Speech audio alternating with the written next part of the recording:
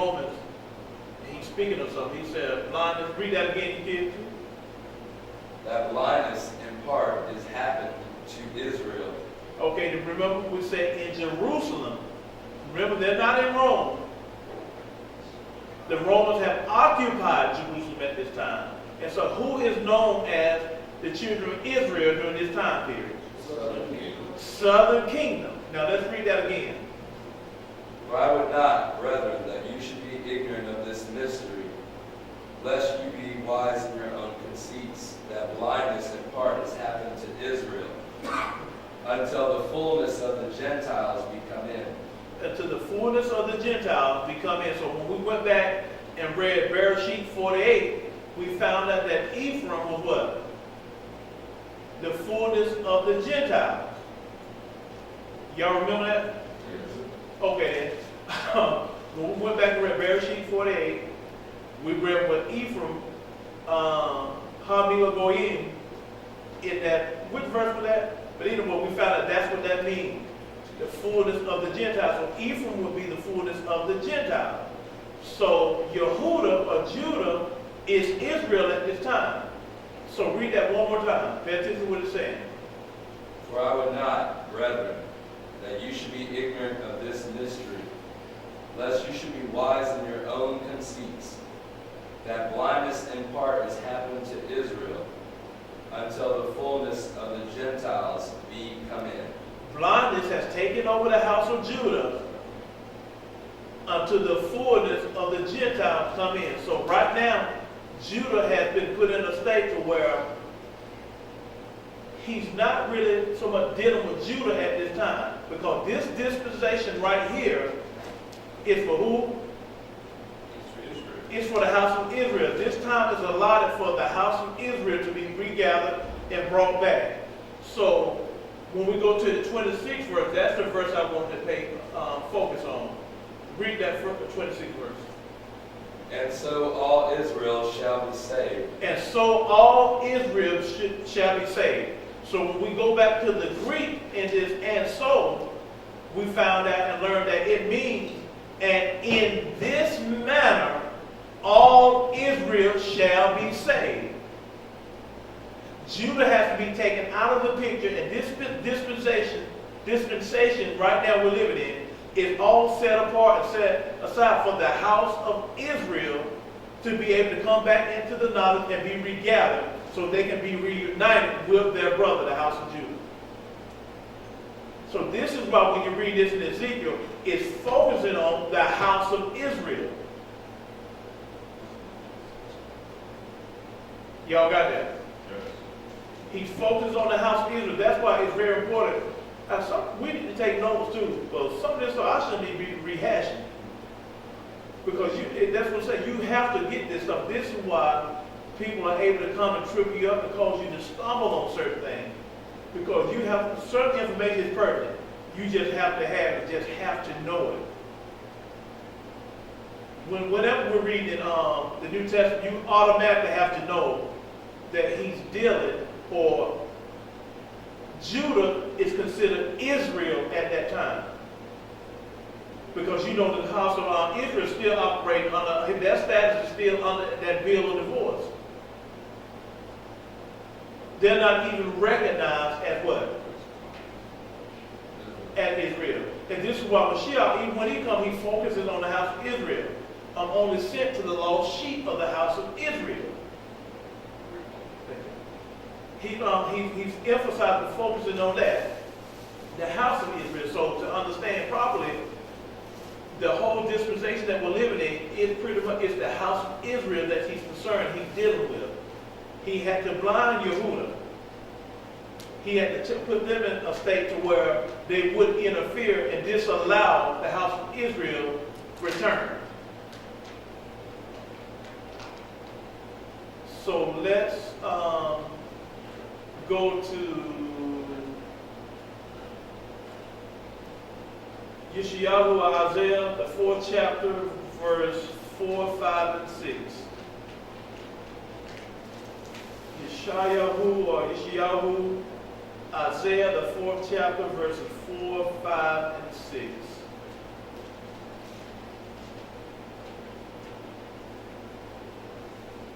And we want to pay very close attention to these 3 verses. Because someone called me this week and they wanted to know at what point does Mashiyach, Yahusha return? Is he going to be there with us the 1,000 years during the rest day or millennium? I said, but if we examine the scripture, it explains to us how he's going to be there with us and how he's going to deal with us until the time for the appearance of Mashiyach. You kids got Robert, Isaiah the 4th chapter, verses 4, 5, and 6. When Yahuah shall have washed away the filth of the daughters of Zion, and shall purge the blood of Yerushalayim, or Jerusalem, from the midst thereof, by the spirit of judgment and by the spirit of burning. And Yahuah will create upon every dwelling place of Mount Zion, and upon her assemblies, a cloud and smoke by day, and the shining of a flaming fire by night. For upon all the esteemed shall be a defense. And there shall be a tabernacle for Sukkot for a shadow in the daytime from the heat, and for a place of refuge, and for a covert from the storm and from rain. Okay. It said, when Yahuah shall have washed away the filth of the daughters of Zion, and shall have purged the blood of Jerusalem from the midst thereof, by the spirit of what? Judgment, and by the spirit or the ruach of burning. Now, you see quite a good little bit of stuff, quite a few things happening here. Now, first of all, he said he's going to do what? Wash away what? The filth of the daughters of Zion. When he found Yashra'al the first time, how did he find her? Because remember he said there's no new thing under the sun. Zalta King Gabayahu. Get Ezekiel the 16th chapter for me, please. Let's see how he found Israel.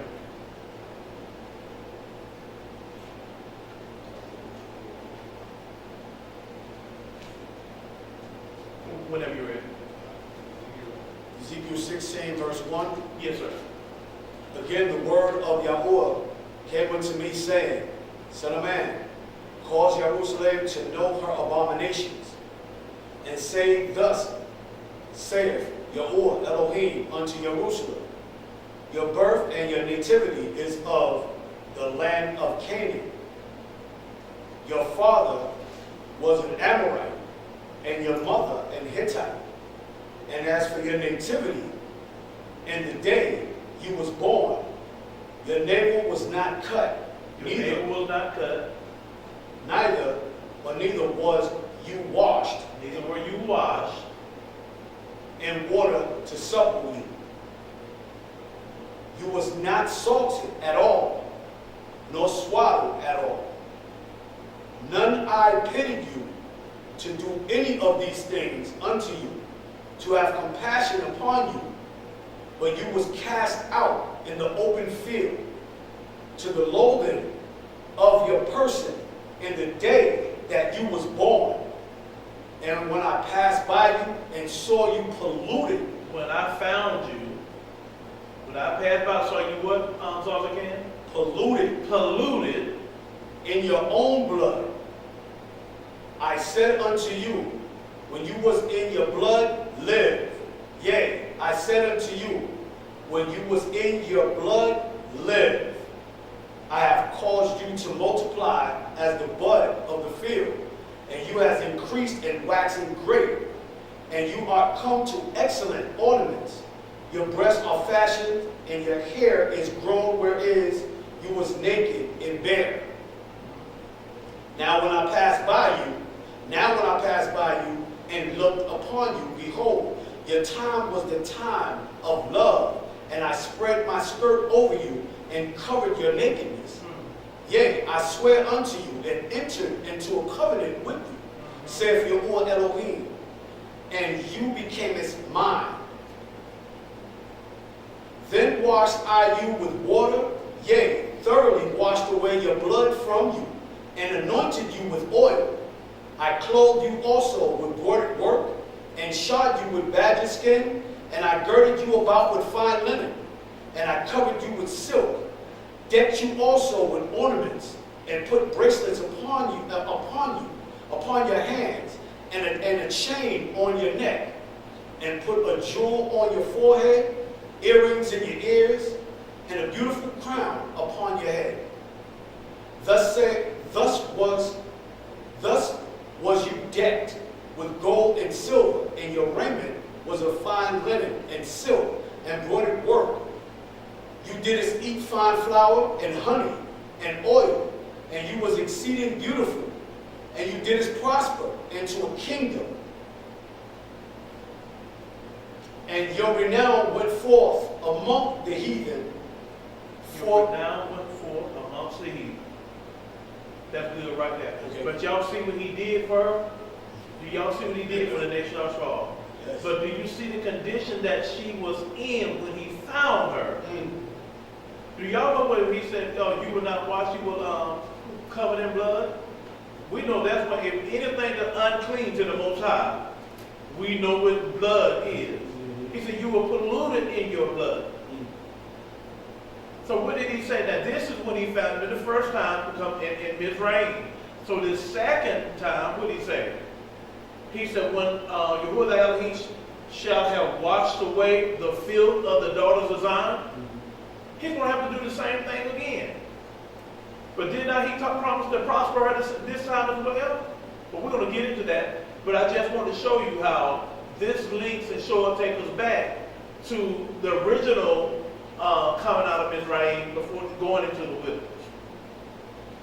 Okay, where did you stop at, you kids?